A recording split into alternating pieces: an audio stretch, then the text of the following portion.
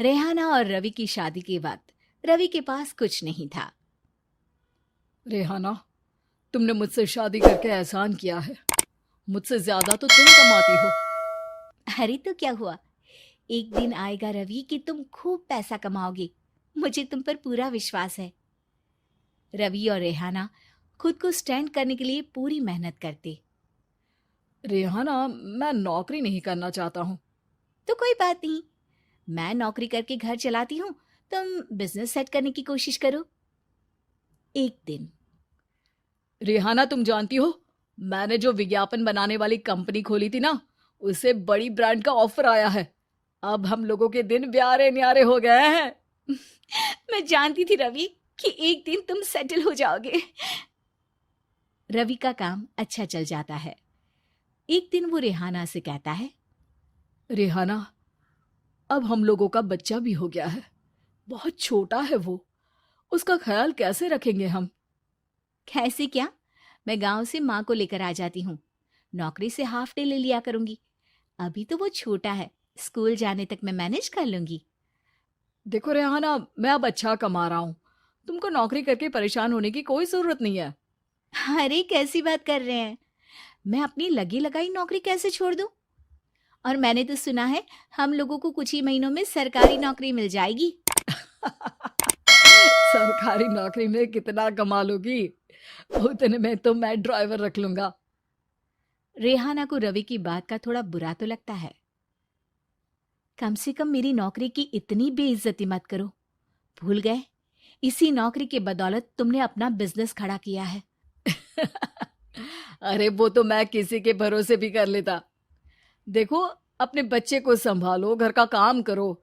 अब बाहर जाती तुम अच्छी नहीं लगती हो।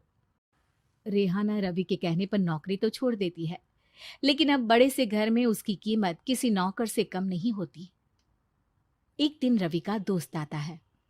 भाभी, हम लोग तो आपको तब से जानते हैं जब से आप लोग शादी होकर इस शहर में आए थे। आपकी बदौलत ही सारा बिजनेस खड़ा हुआ है। ये किस्मत तो आप ही की है भाभी। हाँ हाँ भाई, हमारी मेहनत तो कुछ है ही नहीं। अरे होगी, लेकिन भाभी की किस्मत के आगे कुछ नहीं।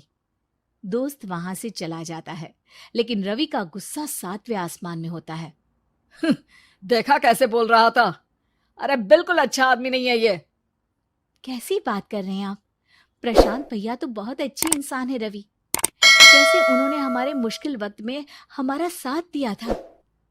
अरे था पैसा तो साथ दिया, नहीं तो कौन पूछता है? रवि का व्यवहार पैसा आते ही अलग हो गया। वो बंदे को बंदा नहीं समझता। घमंड से घिरे रवि ने तो एक दिन हद ही कर दी। रेहाना, मैं अब तुम्हारे साथ नहीं रह सकता हूँ। क्या क्या बकवास कर रहे हो रवि? क्या कहना चाहते हो? और क्यों नहीं रह सकते तुम मेरे साथ?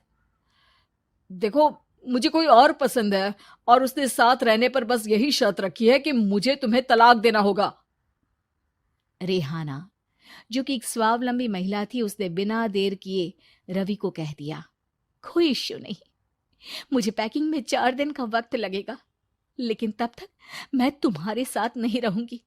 4 दिन के लिए तुम कहीं और शिफ्ट हो जाओ, मैं घर से निकलूंगी तो बता दूंगी। रवि घर छोड़कर चला जाता है। रेहाना को दुख होता है, वो रोती है, लेकिन व्यवहार से स्ट्रांग रेहाना को पति के वापस आने का और उसे सबक सिखाने का पूरा भरोसा था। फिर एक दिन, अरे शुशिका, कब शादी करोगे तुम मुझसे?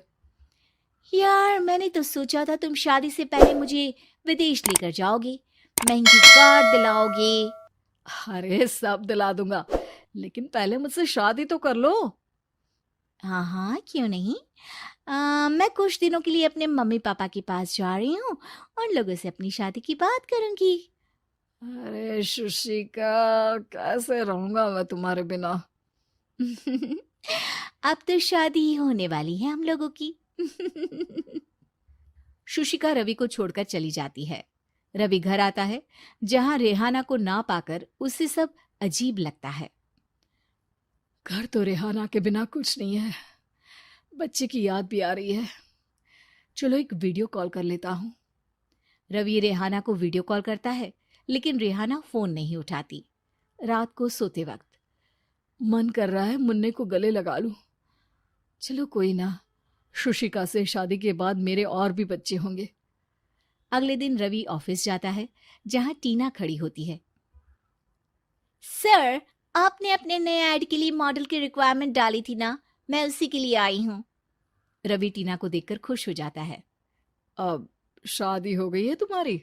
नहीं सर, बस अच्छा सा हैंडसम और अमीर लड़का देख रहे हैं मेरे मम्मी पापा।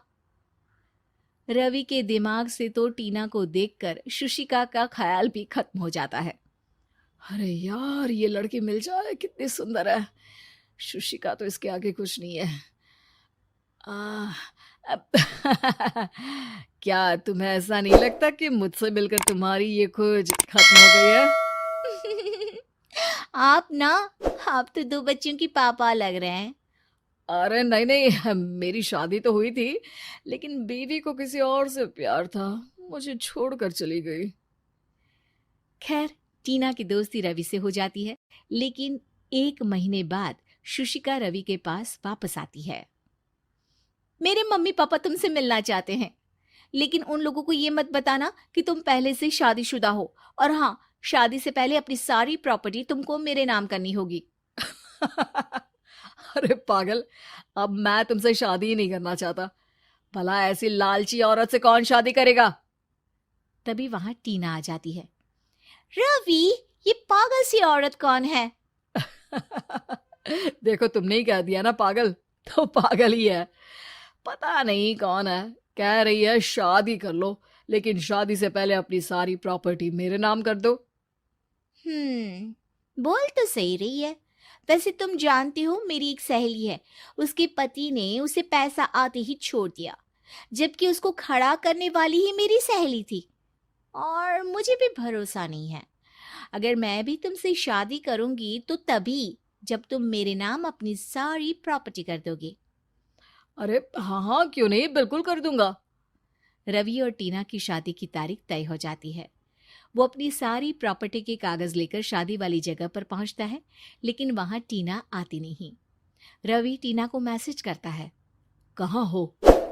सॉरी, मैं तुमसे शादी नहीं कर सकती, मुझे तुमसे भी ज्यादा पैसे वाला मिल गया। रवि को गुस्सा आ जाता है। वो गुस्से से सारा डेकोरेशन तोड़ रहा होता है कि वहां रेहाना आ जाती है। सर, क्या हो गया? क्या डेकोरेशन पसंद नहीं आई आपको? अ, तुम यहाँ क्या कर रही हो? मैं यहाँ की डेकोरेटर हूँ। क्या आपको पसंद नहीं आई यहाँ की सजावट? रवि दौड़कर रेहाना के गले लग जाता है। मुझे माफ कर दो रेहाना। रवि रेहाना के गले लग जाता है और रेहाना टीना को थैंक्स का मैसेज करती है।